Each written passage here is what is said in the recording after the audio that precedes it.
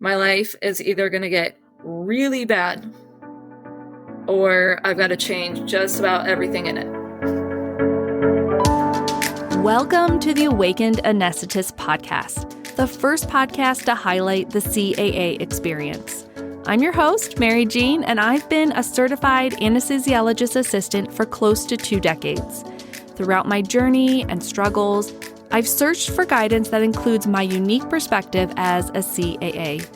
At one of my lowest points, I decided to turn my passion for storytelling and my belief that the CAA profession is uniquely able to create a life by design into a podcast. If you are a practicing CAA, current AA student, or someone who hopes to be one, I encourage you to stick around and experience the power of being in a community filled with voices who sound like yours, sharing experiences you never believed possible. I know you will find yourself here at the Awakened Anesthetist podcast. Welcome in. Hello, all my fellow CAAs and AA students. Welcome to the podcast and welcome to this really special episode. Honestly, I'm really proud of this episode. I'm proud of Kelsey, and I'm proud that she trusted me enough to share her story with me. It's really a big moment for our profession, I think, in the history of us to have someone come forward and share the full spectrum of what it means to be a CAA and what it means to be a full spectrum human being while being a CAA. It's the first time I know of that a CAA has really gone on record to share so much, and I hope that it inspires us all to share more of ourselves, and knowing that there's so much community and connection and way forward through life's hard things when you reach out for help, when you share that you're struggling, and that we as a profession could move forward in that direction, really supporting and helping each other. That's certainly my takeaway from this episode, and I'm really interested to hear how it resonates with all of you. So I do want to give you just a little bit of background on Kelsey Koehler. She graduated from the University of Missouri, Kansas City AA program in 2017. She currently practices in St. Louis, Missouri for a private group. She works PRN. She said she mostly works weekends and she tries to work as many hours as she can each weekend because she's still commuting from Kansas City. That's about a 3.5-hour drive to St. Louis every weekend to work. And she shares in her process how she ended up living in Kansas City but working in St. Louis and her journey moving through the lowest points in her life. And I think you all are going to get what you need from this episode. And so I just want to have us get into it and share Kelsey Koehler's story with all of you. Okay.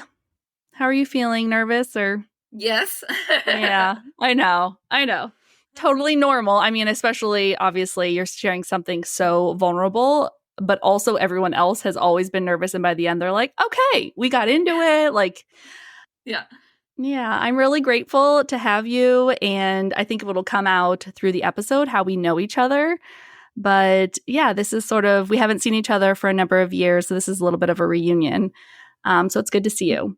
And I think I would like everyone to get to know you through the rapid fire round. I really enjoy these. I hope everyone else is enjoying them. I just think it's interesting to hear about the person and just sort of everyone's little quirks and oddities and sort of what makes them unique to start us off. So if you're game for that, I would love to start there. Yeah, absolutely. Okay.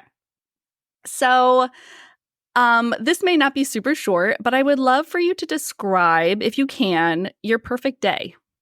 Oh, that's a hard one. Pax and I we love going on adventures, doing stuff. Pax is my son, turning 7 today. Actually, it's his birthday. Oh, wow. Yeah. So I don't know. We wake up, chill.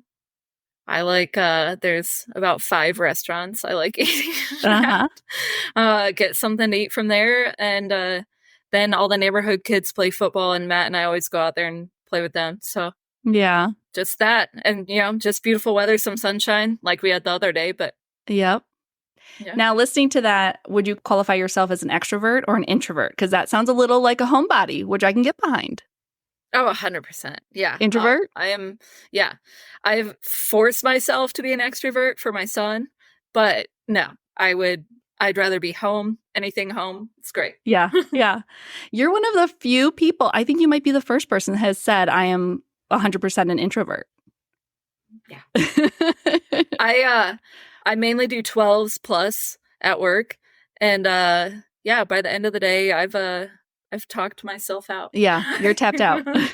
Yeah. Okay, what about this one? What would you be if you were not a CAA? Money was no issue, everything was set, and you could do anything you wanted. What would you do for work? Ride horses. Teach kids how to ride horses. Yeah, I would still be competing. Yeah, you did that. Okay, so I'm just gonna not bury the lead. Kelsey was one of my students. She went to UMKC, which is the AA school here in Kansas City, Missouri, and she was one of my students. Remind me your history with horses. I have forgotten, but you've told me before. Grew up riding them, competed in hunter jumper competitions. I actually went to, I'll preface this with, I started wanting to be an anesthesiologist, specifically cardiac, very young. One of my dad's friends that he went to high school with was one, and I often went to take your daughter to work day with him to go see, because that was when there was less HIPAA and things and so I could go see cardiac surgeries. He's the one that got me into this. But when I was originally going away to college, I got a scholarship to continue competing and riding horses. So I went out there and was like, this is what I want to do with my life. I'm spending my day with horses, brushing horses, riding horses. So I took those classes mainly when I was out in North Carolina. And then was like, oh, wait a second. You have to make money to do this. And you don't make money. So yeah, that's when I came back and kind of got back on the path that I had wanted to for a long time. But just, life takes us different ways. Okay, that's what now I'm remembering, that you had a college scholarship to ride horses and then found your way back to CAA. And also, mind you, this is how conversations with Kelsey and I go, is that I'll ask her one question and then we do, it's, just one quick question, and then we get off onto something. So yes, I remember many a good conversation with you in the OR. Okay, well, we heard a little bit about how you found out about the CAA profession. I want to hear more details, but let's even go back before that. And I would love for you just to share about your upbringing, your family life, your childhood, just anything that stands out about, who you were as a kid, how you were raised. Was raised now where I'm raising my son, but very good, what do you call it, suburb area. It's a time when money was really good too. Everyone was doing well. My parents owned their own business. They built homes. My mom did some of the office work. My dad did the other part. They were always around. They built their schedule around what we needed. I've got 2 sisters. Really good childhood. Like I said, I rode horses. I worked. We all got jobs very early. But yeah, we just had a lot of, that's how, like I said, I met the anesthesiologist that I ended up shadowing a lot. Just there's a lot of opportunities around here. So even our high schools, that's why I wanted my son going to these schools, is they've got shadowing programs. They just have all these career oriented. They try and lead you in a good path. Yeah, I had a great childhood. Are you in the same suburb of Kansas City now, living right now, that you grew up in? Is that what you're saying? I'm 3 blocks from it. Yeah. Oh, I didn't know that. Yeah, and we live a block from my dad, and his whole family. He's one of 10. My mom's one of 8. Majority are somewhere right here. Wow. Yeah. Okay. So really important to you to be around family. And you've mentioned a little bit about now that cardiac anesthesiologist, which we both know. He's one of the cardiac anesthesiologists who's really big in the CAA community in Missouri. He's one of the people, right, who was really instrumental in getting our legislation passed. Am I right in saying that? I think so. Yeah. Boots on the ground, kind of important to CAAs. Yeah. Yeah, absolutely. Okay. And he was friends with your dad. And tell me about how you transitioned then from cardiac anesthesiologist dreams to CAA dreams and kind of leaving behind maybe some of the other options, which I think is interesting that we can be good and right for a lot of things, but one thing kind of calls to us. Give us a little bit of those details. Oh, like I said, I shadowed him a lot growing up, multiple times. Love that. That's absolutely what I wanted to do. When it came time to, I was pre-med and I was taking the MCAT. He was the one that kept being like, I'm telling you, you've said you want a family. You've said you want to, like, this is the other path to go. He kept pushing, like, do CAA.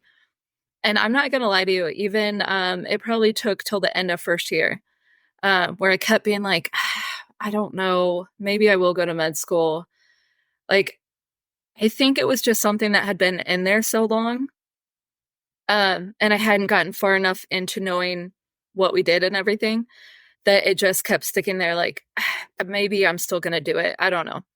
But yeah, then you get into clinicals and you get in just, I had the opportunity to be like the first AA at a couple of hospitals, new rotations and stuff.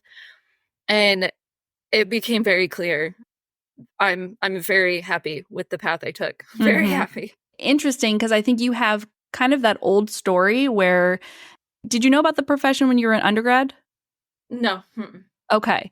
I feel like that is the old story, which is you kind of find out about it a little bit later and everyone's thinking they're going to medical school. And then it appears as this diversion or different opportunity away from the medical school dream. And then we're all kind of grappling with, oh, gee, I thought I was going to be a doctor, not because I have to be a doctor, but because I thought that was the only way.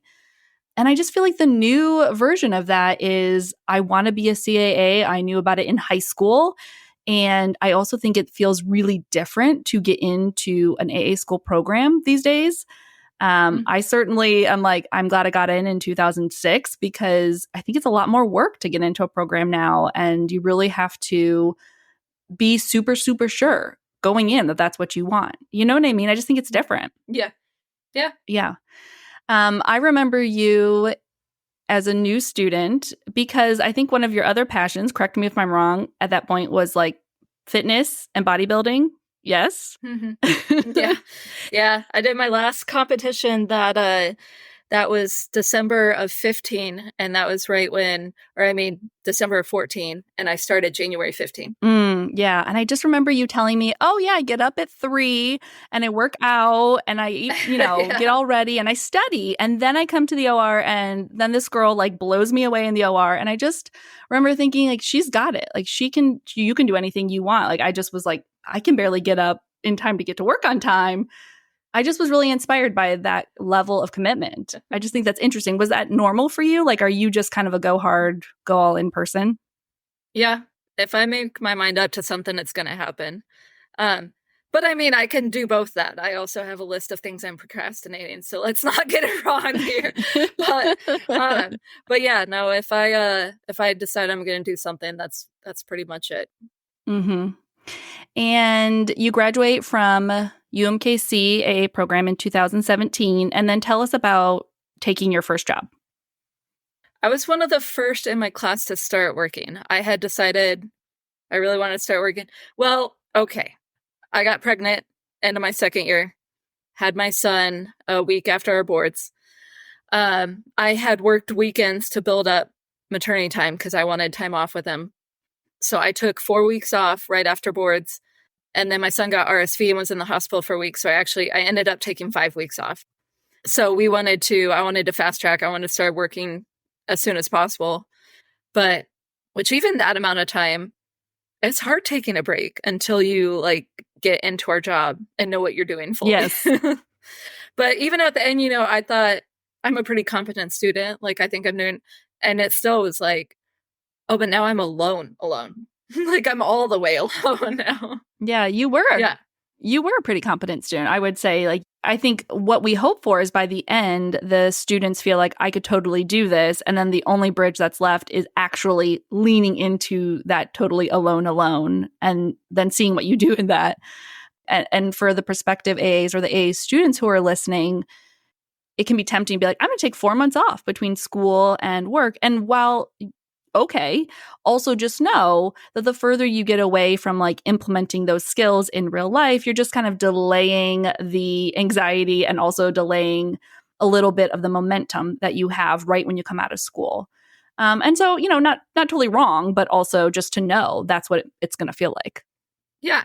And I worked a lot with students at the previous job, and then now this is my second. And I just try and tell them all, there's times for breaks. And I do, like you said, I wanted to celebrate after I graduated too. You've worked hard. It's been sucky at times. Mm-hmm. Yes. But yeah, we like where I work now you immediately start. We have a transitional program. And I'm like, just do it. Get in there. And like, you have to see some hard things, especially right then when your knowledge is so fresh. Because I don't remember, I saw very few hard situations when I was in school that you would have to handle on your own. Yeah. And then you get out and you do have to handle them on your own. And now you're solely relying on that book knowledge and you haven't done it. So I told everyone, I'm like, just dive in, be poor for a little bit. Yeah. Do the transitional if you can find somewhere that'll get you on fast, and then take that dream vacation. Mm-hmm. Just delay it a little bit. Like, just get in that knowledge you can while you also have the book knowledge to like back it up. Yes. Yeah. You're never as smart as the day you graduate AA school. It goes down from there for me, at least personally. Okay. Yeah, I forgot that you got pregnant with Paxton. Again, your son, who's 7. You got pregnant your second year of school, which is a whole other thing to discuss how to navigate. And you know why I think I forgot is because you just, for better or for worse, powered through. Like you just didn't, it wasn't a thing, which I don't know that I love that either. You know what I mean? Like I don't love that our profession doesn't allow for some flexibility, because if you miss time, you have to make it up, but also the money starts accruing. You know what I mean? Like the debt is accruing. Yes. It's not like, oh, I can just not pay for a while. At least that's how UMKC functioned at that time. But room to improve for our profession. Okay. So how did it feel? How did it feel? How did your first job feel once you kind of got into it and got in the OR alone? I loved it. I never felt more dumb than that first day. I've loved our profession, the 2 places I've worked since I started. It's a stressful job. And I try and talk to my students about this, that school was stressful. Our job is more stressful. And it doesn't go away. So there is, I do think that's an area to improve for everybody. Kind of what you're working on is making sure you have the outside life, making sure you have the support. It's not an easy job. It is what it is, Totally. Yeah, like emotionally, spiritually, physically, it demands everything from you. Yeah. Yeah. Also, not to bury the lead, Kelsey worked at my hospital. So we worked together. She was a student for me. And then your first job was at one of the main rotation hospitals for UMKC. And I would say we didn't take all the students. Like, the good part about being a student and taking a job at one of the main hospitals is that you know exactly what you're getting into. And then on the hospital end, we were pretty picky about what students we wanted to work with us, just because we saw all sides of every student, So yeah, we welcome Kelsey with open arms. And then how many years were you working, would you say, before things started to get like significantly harder or more overwhelming? In life or the job? I would say, tell me both. Like, how did they interact with each other, or was it very separate for you? That's kind of, I was going to touch on that a second ago, talking about how stressful our job is that life also doesn't stop at all. Mm-hmm. And you kind of have to be able to separate the two. Not kind of, you do. They can't co-function. There's not a way that you can be falling apart at work and do our job. It's just not possible.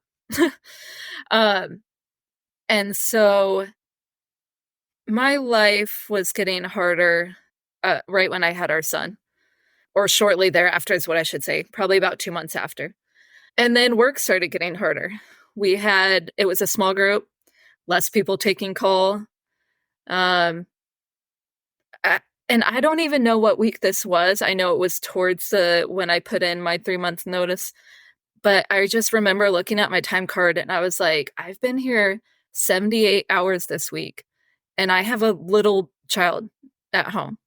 And granted, when I was on call, I either, most of the time had a friend, but either my friend or my husband brought him up to the call room. So I at least could see him the few times we went in there at night. But that's not the family I wanted. That's not the life I wanted. I didn't want to be working 70 plus hours a week with my child at home. Mm-hmm. Yeah. Yeah. And what was the thought on how to remedy that? Or did you feel trapped? Like, this is just what this job is. There's no way out. I wanted to go part-time. I think you and I had talked about it, but there was some other people that like split positions, stuff like that. So I wanted to go part-time, and then, when the time comes, you can pick up more. Great, you can pick up more. But at least while my son was young, I wanted to be home with him. Mm-hmm. Yes, I can sympathize with that. And as Kelsey just said, we were both working at the same time at the same place and both wanting to work part-time. And the group we worked for, it was very wild to consider that anyone could work part-time. And this was like 2018-ish maybe. And Kelsey had just started not a year before that. And that sort of push and pull of wanting more time, more family time, took you and I both in separate directions. I left to go to a part-time job that I'm still at now. And you left to find a different solution. And just tell us a little bit about that transition for you and where you thought you were going to go and how it ended up. So one of the surgeons that had been at that hospital was moving to a different hospital that only at the time had 2 ORs, only had one functioning with an anesthesiologist every day. Like 3:00 was late for them to work. You were out before 3. That was, they said, we want to bring AAs because he was going over there. He did a lot of cases in one day. So it would be mainly working for him. There was a couple others that went there, but it would largely be working for him. Did all the credentialing, did all that stuff. I mean, I was fully credentialed at the hospital. I had put in my 3 months notice. That was the requirement on my contract. And it got down to like 3 weeks before that 3 months was up. And they were like, oh, the hospital board decided that we need to build more ORs to make this financially a smart decision. Which I was like, yeah, I could have told you that 2 months ago. Like, I didn't see how this was working. But so now my job had been filled because obviously, they needed to fill it in that time. And I was without a job. And then the story continues where we're going. Yeah. Yeah. Yeah. I mean, just a really tumultuous time. I mean, it was a tumultuous time to be a CAA in kind of our little area. I do think CAAs you kind of only know what's real for like the people right around you because CAAs are kind of in pockets, I feel like. And yeah, it was just a really stressful time. One of the main hospitals that hires CAAs and is also our main training site, it was just in a huge transition period. There was a bunch of CAAs there. We wanted different things. People were leaving, like CRNAs who had been there forever were leaving. Like it was just a time when people were trying to find a better fit for themselves. But I would say I didn't know any of this. So it felt like the rug probably was getting pulled out from underneath you, I'm assuming. Kind of. I mean, like I said, from the beginning, I had kind of been like, I just don't understand how this is making sense for them. But I went with it. You wanted it to work. Yeah. We wanted these like things that could be different to work out. Yeah. And talk to me a little bit about the state that you were in when you lost that job. And personally, your life was getting harder, you said. Talk to me about like what was going on for you behind the scenes at that time. So I'm going to leave a lot of the background alone. I'm going to describe the overall situation. And it's not something, none of this is secret. None of this is I'm happy to talk to anyone individually, but I'm just not going to like throw it all out there. But my marriage was getting harder from the second not the second, but shortly after I had my son. You know, we had a stress of a new baby. We bought a house. I'm graduating school for this new stressful job. So I was drinking a lot. I was drinking most nights, and spring of 19 is when I just didn't want to go home anymore. That's not even the right way to put it. My son is my everything. Always wanted to be there with him. Didn't want to go home to the husband. So yeah, we both had a problem, and I never drank at work, never went to work hungover. It wasn't, getting drunk every night, but it was absolutely using it as medication to stop what was going on in my head from work and imagining going home. Yeah. Do you I think a lot of people listening to you right now are like, well, I drink every night when I come home from work too.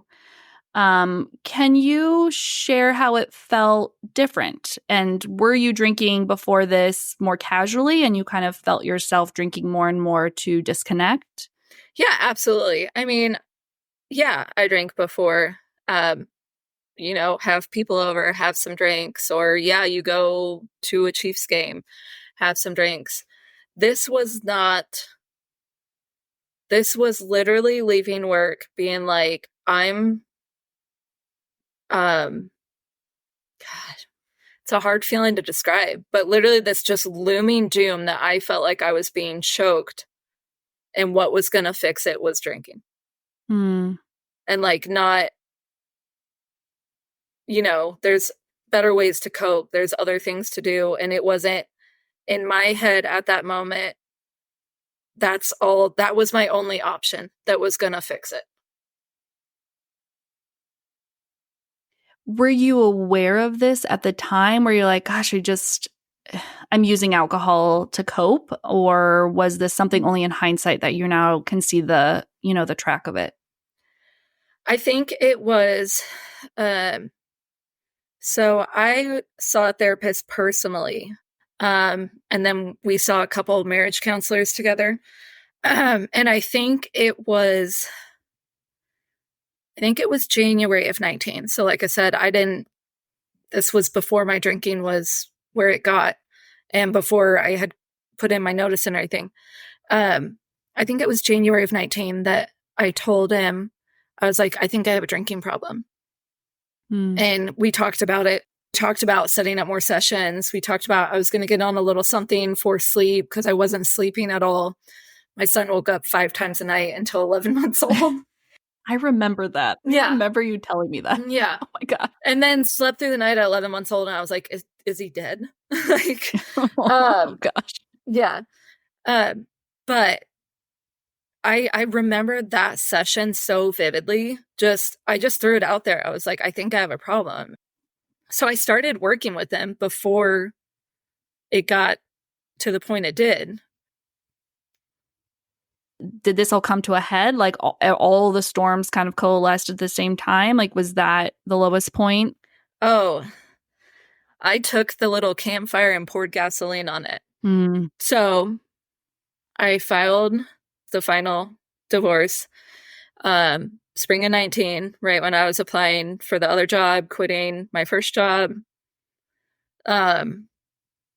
Was taking care of our son. We had a large house, 3 dogs, a bunny, the 74 hours a week of work. To say it in the best way possible, I was absolutely burning the candle at both ends, exhausted, dying, not communicating with anyone, just putting on a smile every day, and everything was fine.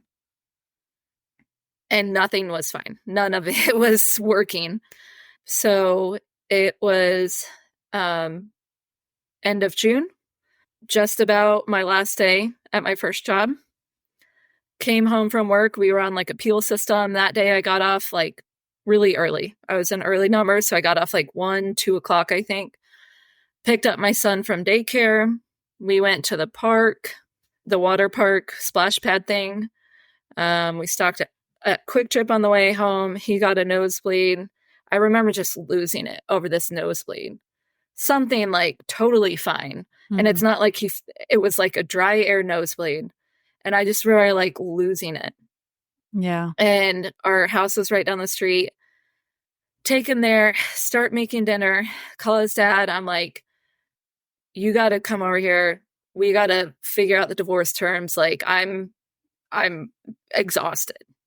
He came over, some alcohol was had, and things got physical. I leave, and I get a DUI.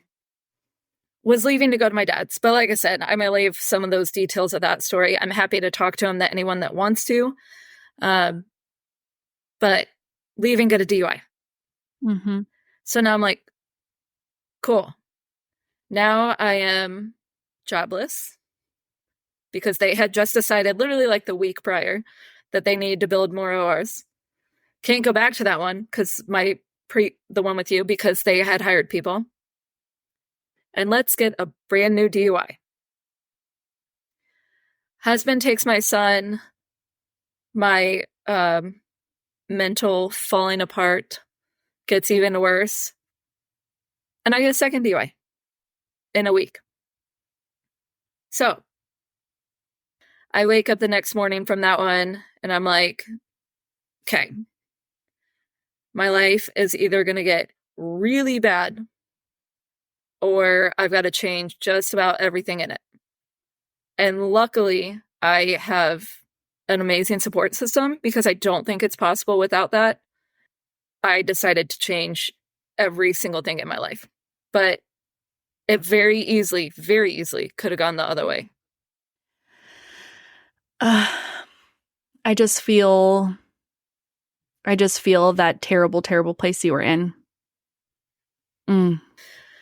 If I want to go back there, I still can. And I can remember like very specific days, exactly how I felt and stuff like that. And I don't want anyone to ever feel like that alone. I'm very fortunate, even with the number of people I had around, there were still days that I was like, I'm the only one that's ever done this.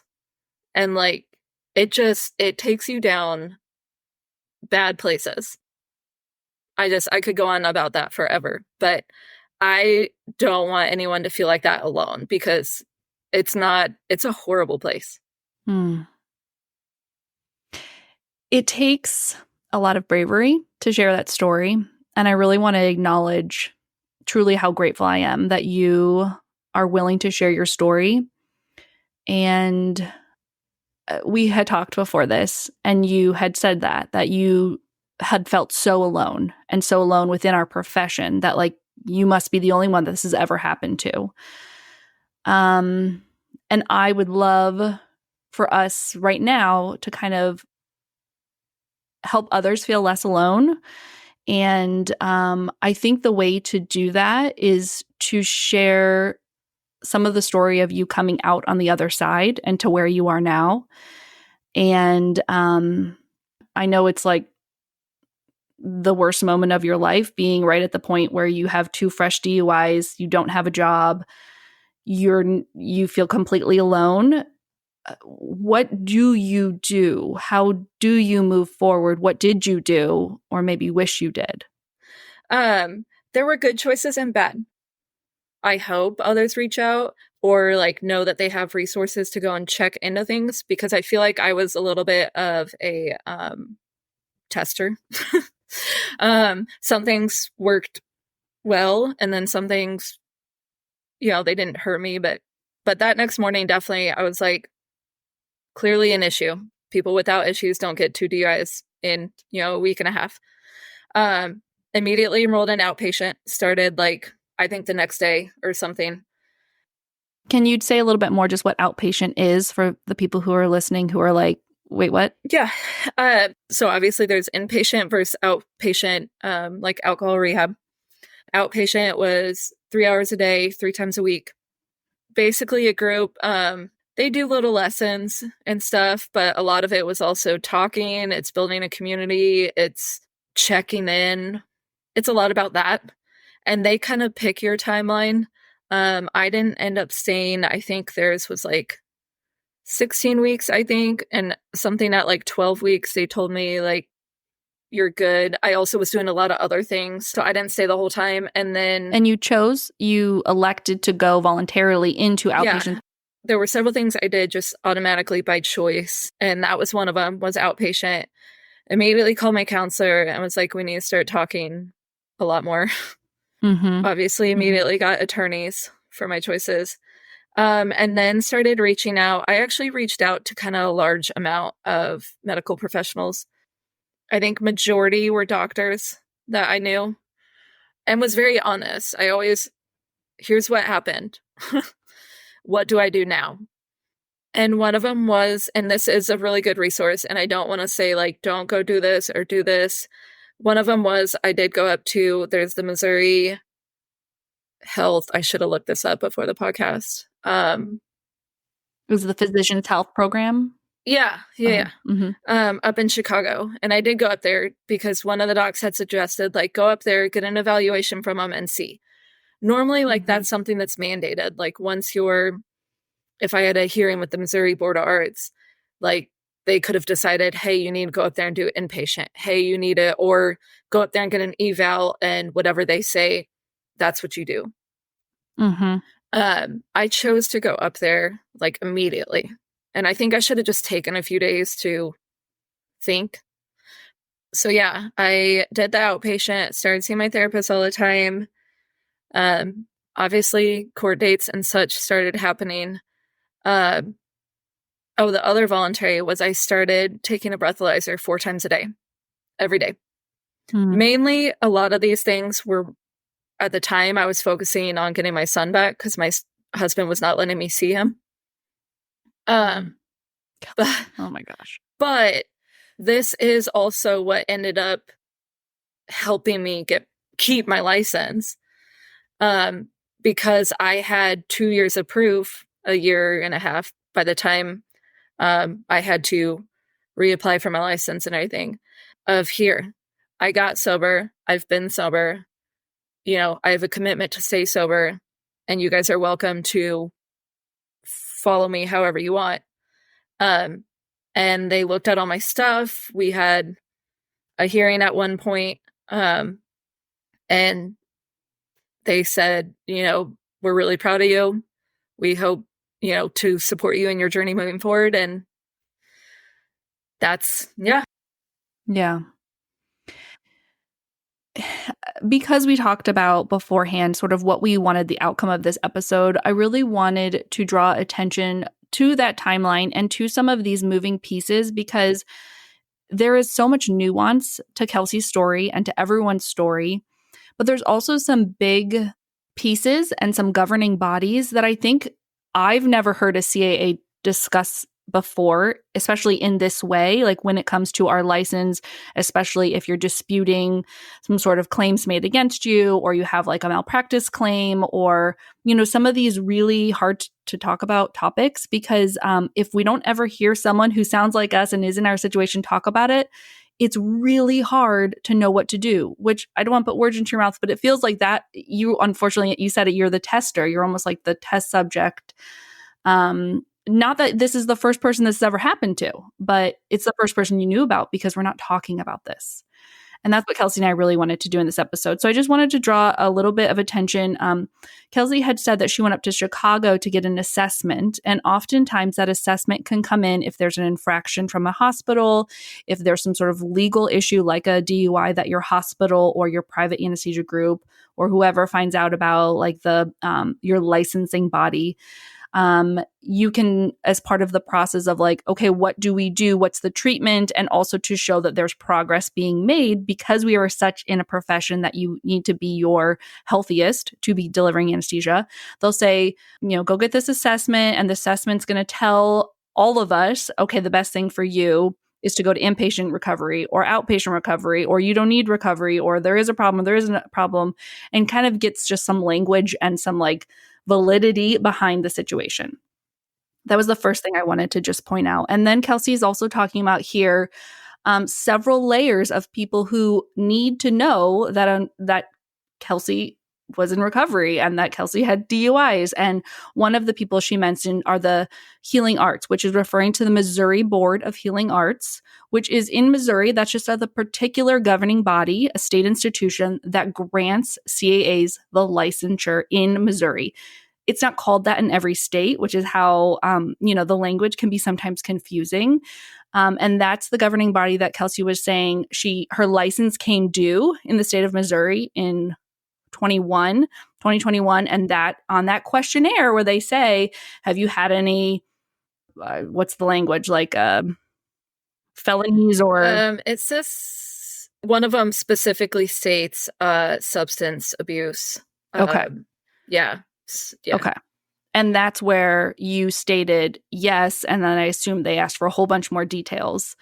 And then the Missouri Board of Healing Arts takes all of this in consideration to grant the CAA, their license for that 2-year period. That's how it runs in Missouri. Very similar situation in every other state. It just might not be called the Missouri Board of Healing Arts, but it's usually whoever gives the licensure to the physicians, that governing agency is who gives it to CAAs. And I will say, on that one, when I did that in 2021, like I said, then at that point I had, almost 2 years, year and a half, 2 years of 4 times a day alcohol test. Actually, another topic we'll get on at some point. There was a time period I had an alcohol monitoring bracelet on. I sent all that with, so it was like sending in that packet with my licensure stuff. And I actually was immediately granted that. The hearing was not from that. Thank you. Yeah. Okay. Everyone has told me, you absolutely would have had a hearing probably if I didn't have that stuff. But it's kind of like making those changes is what kept my license, I think. Tell me, the other question in my head was, how did you know where to get a breathalyzer? Or is that some of that physician colleagues that you were calling in for resources and asking questions? Were they saying, hey, this thing you could do is get a breathalyzer, this thing you could do is get an alcohol monitoring? How did you know what to do? That would be called desperation and Google. That's all it was. It was trial and error. And I ended up very fortunate with the choices I made. Again, I'm happy to give some of this information or talk to anyone about it. It literally was just desperation in Google. I was determined that I was going to get my son back immediately from this, and it was driven by that motherhood thing first. And then keeping, now we haven't even gotten to either. Now I'm 2 fresh DUIs and no job.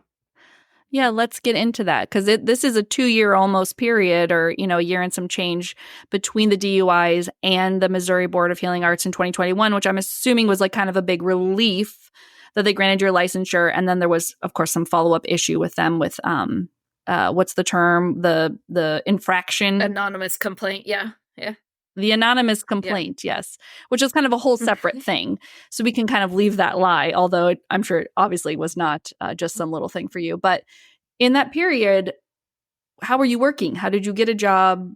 Were you nervous about that? Talk to me about that, because that seems very overwhelming. Yeah, it was more than overwhelming. It, like I said, everything was imploding at the same moment, and it was just is exactly, this is going to sound so cliche, but it literally was one foot in front of the other.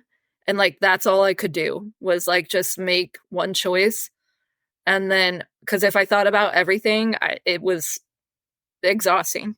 it was exhausting. But I remembered that my current job, remembered from school, I had rotated there in school, that they had transitionals and they had temporary and they had PRN, like just large company that has a wide variety of shifts.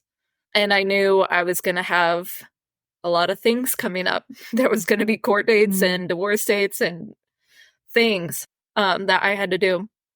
So I called the doc there that I knew that worked there, and that did a lot of the recruiting and stuff. He was involved in it, and laid it all out there. I just said it. I said everything, because that's what the few docs I had talked to about where to go next had told me, like, honesty. If you get caught in any lies in any of this, you're done. But so just honesty, like even on all those, every hospital form, I still have to read them very specifically because some say like in the last 5 years, or some say, felonies. None of mine were felonies. You just have to, like, you need to pay attention. And I called him. I laid it all out there. Everything. I said the situation surrounding what happened, said, why I was jobless, like I hadn't gotten fired or anything.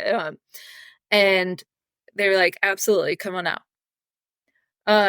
Obviously I had interviewing and we still did all the things. Several remembered me as a student, not all of them. They have a lot of students, but a couple did. And I started working there because my license was still good with Missouri. But I didn't even know until it was about 3 months.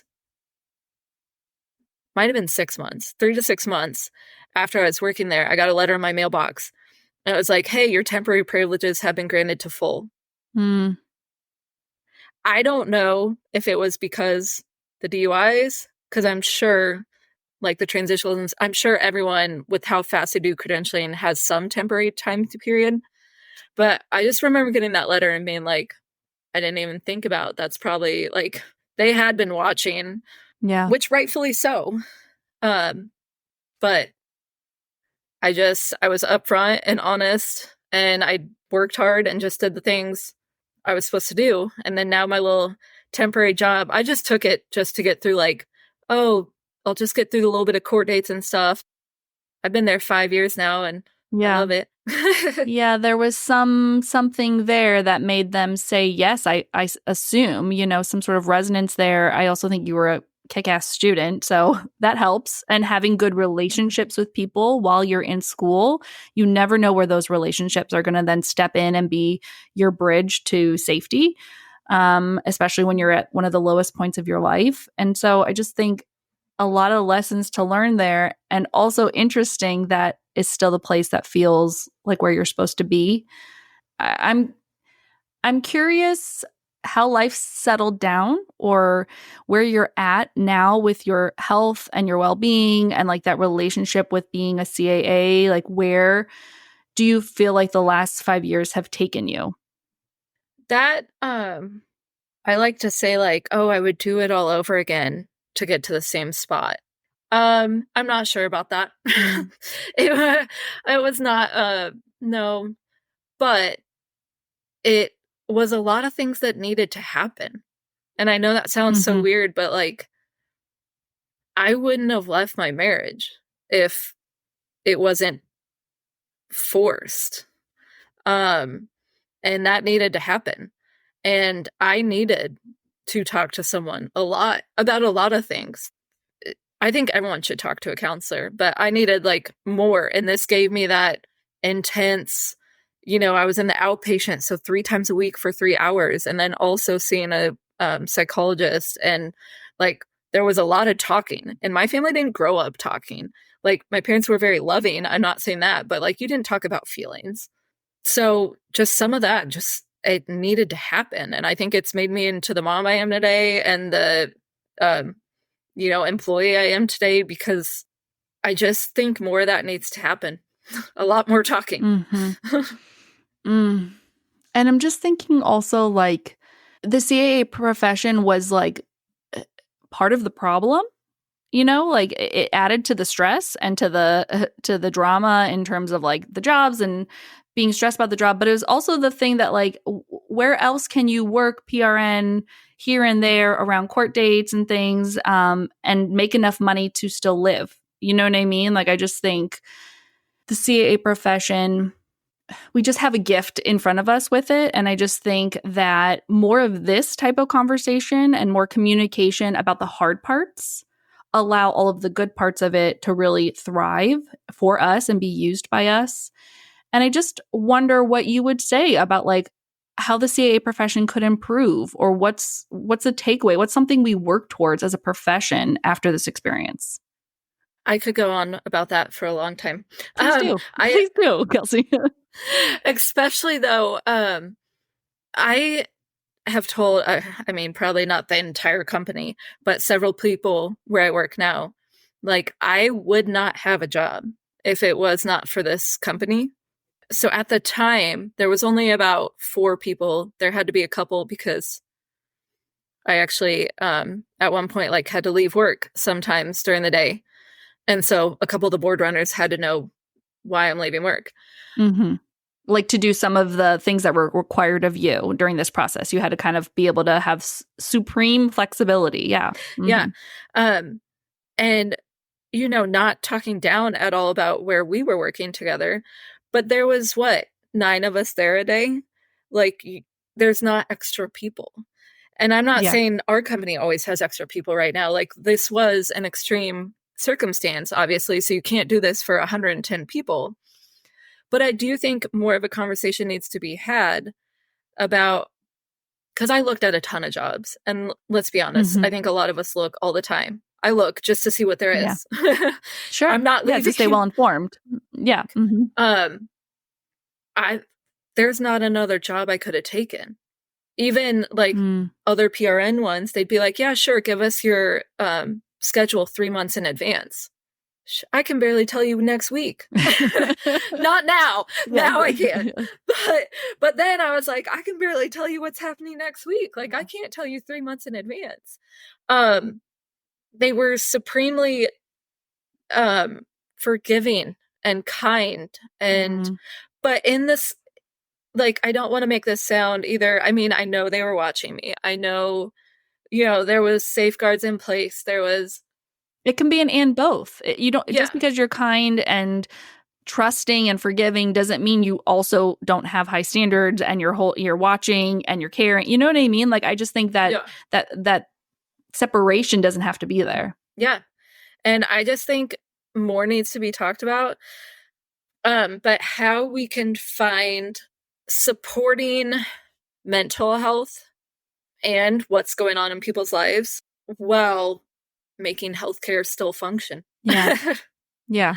Because I mean, that was one thing, like I was talking about, where, you know, our profession doesn't really allow for things to coexist. I was like, this is my job and the rest of life is over here. So there would be times I'm like falling apart, dying inside, probably crying in the bathroom, and then coming out and like smiling, talking to patients, taking care of them. And I think that's a lot of what doesn't work in healthcare. Yes. Is I think that's where people start feeling alone. That's where people start having troubles after work. And I think that's where it starts. We have to figure out like how you can separate it and function at work, but also how you get help you need before you're here. And where do you think that bridge is? Is there any insight? I have my own ideas about that bridge, but anything that you feel like, if we just had this, or if it was just this way? Because one of the privileges I think about being a CAA, and one of our strengths, which many see as a weakness, but I'm like, there's only 3,500 of us. We could almost, when you go to the Quad A, you're talking to almost a quarter of all CAAs ever. And so we can make change. You know, we could say, this is what it feels like and looks like, and this is how CAAs communicate. And you could get that message out far easier than for CRNAs or docs or, you know, nurses. Any insights? I'm looking for, I would love a magic pill answer or a conversation about it. I know. I know. That's why now I'm like, man, I mean, I think our company does a really great job. They have a whole wellness board. They send out that, you know, they send out that stuff. that's going to be a really hard question, because overall, I think it's just my thing, I think, is healthcare in general and just the mental health crisis in general. I think that has to get destigmatized. Mm-hmm. But then, especially in our profession, like, I don't know if I would have gone and said, like, I'm starting to have a drinking problem, would there have been like repercussions? Would they have started watching me at work? Would they start where, like I said, I never drink at work. But would they be supportive if you came and said, I think I'm starting to have a problem? Yeah. Yeah. I don't know. You so tapped on where I feel like we could improve, which is we could do the really hard work and say what it means to be a CAA is that you can always go to the other CAAs and say, I feel like I have a problem with alcohol. Like, something's wrong. I'm overwhelmed. You could have those conversations because our profession encourages that on all the levels. When you're a student, the Quad A does, the program directors, like, I think that is the opportunity for change. And then you also said something about communication and feeling like you have a community. I just feel like we could really lean into our small size as a way to, like, let's bring us all in. Let's get it real tight up in here. You know what I mean? Yeah. Because healthcare is broken. I mean, there's no way around it. Everyone understands the healthcare system is broken, and being a CAA inside a broken system will only make your health worse unless you are your best, healthiest, most resourced, most supported. And I do think that's our professions. I mean, that's one of the things we could do is we could say that's what our profession, holds as a value. Mm-hmm. Well, and I even wanted to expand it out. We keep talking about alcohol, obviously, because that's what I was dealing with. But, we have those lectures in school, and stories keep coming up about there is the, narcotic abuse. Absolutely. And that's what we're around all the time. And I think same thing, like, how do we stop it before you're at the point of getting DUIs or getting caught stealing from work? Like, how do you stop it at the beginning? And I think that's going to be an ongoing conversation. But like you said, I do think we have an awesome opportunity to just support each other. Mm-hmm. And I think that's the big part, is supporting each other and kind of coming in and, like, finding out the real of how do we help you? Yeah. And investing our time and energy at that spot, knowing there's this whole anecdote I like about upstream problems versus downstream problems, and, like, putting your effort into the upstream solutions. And so you're putting your effort into what feels like soft skills, communication and empathy and connection. But really, if you're strong there, then the downstream problems become minimized, or you reach out for help earlier. And so, I mean, there's just so many more things to say, but what you're doing today with me is the answer. This is the answer, I think. And I just am incredibly grateful for your bravery. And you reached out to me. And I think also, I didn't ask you this, but you had kind of said that, like, no one really knew that you were going through all of this. And I was really close to you, and I didn't know. I knew life was hard. But I did not know the depths of this. And there's something to be improved there as well. On my own relationships with people, and just, of course, then it gets bigger and bigger. The eccentric circles get bigger and bigger that we could improve. Yeah. I'm just really grateful for you, Kelsey, and I'm just in awe of you, and I'm so proud to send it out to our community. Is there anything else that we didn't touch on? Any parting words that you feel like you want to have left said here? I guess it was stressing me out a lot. Like I said, I'm very, very open, and I'm happy to talk to anyone. And I really do hope that anyone that sees this, like, happy to talk to you about anything, whether you want to hear more of my story, whether you need help, whether you need to talk about something else, perfectly fine. I'm happy to. And that's why I wanted to do this, because it's not only helping me just kind of move on and keep growing past this, but I want other people to know, like, you've got choices. It can go really bad. I'm not saying it can't. It can. But you can keep your job, turn it around. You can be happy in your profession, happy in your life, and get past these hard parts that go on. Yes. And normalizing the hard. Yeah. That's going to happen. Yeah. Yep. How could people get in contact with you if they do want to follow up with you? Email, phone, any way they want. Maybe we don't give your phone number out to the internet. But... Maybe not my phone number. You're welcome to put my email at the bottom, or if you want to say it either way, which I'm fine with that. Are you on social media much? I feel like we communicate occasionally over there. Yeah. No, I'm on Instagram, Facebook. I'm on everything. Okay. Okay. Would that be okay if people kind of reach out there? Okay. Absolutely. Of course. Good. I'll put that all in the show notes. Yeah. All right, Kelsey. Well, what are you doing the rest of your day? I'm getting ready to. I am a big stickler about I make Paxton's cake every year. This year, I finally chose sleep over baking all night. So I bought the cake, but I'm decorating it. So I'm going to go decorate the cake. Good. Awesome. Well, that sounds like a wonderful thing to do after this really hard thing that you did, is celebrate you, celebrate him, and, you know, kind of the life that you're enjoying now. So I really appreciate you, Kelsey, and we'll talk soon. Thank you so much for listening to this episode. Kelsey's bravery in sharing her story, I hope, reminds us all that there's so much value in connection and sharing ourselves and reaching out when you feel like you want to crawl inside yourself. If you would like to follow up with her and connect with her, she's allowed me to share her email, which is kelsey.jantz@yahoo.com. And I talked to Kelsey some on Instagram, so she said she's pretty active there. Her handle is at KELSEYJO333. And of course, KelseyJantz@yahoo.com and KelseyJo333. That contact information is going to be in the show notes. Like Kelsey so eloquently said, she's wondering how we help each other, how we help ourselves in substance use disorder and navigating a stressful career like being a CAA, like giving anesthesia, and how we intertwine our personal and professional lives. I'm wondering the same thing. And if you, like Kelsey and I, are wondering where do we go from here, you can contact me at awakenedanesthetist@gmail.com. Another great resource to stay connected to myself and anything that may be going on in this wellness, well-being, preventative, mental health arena is by getting on my email list, which is also a link that you can find in the show notes.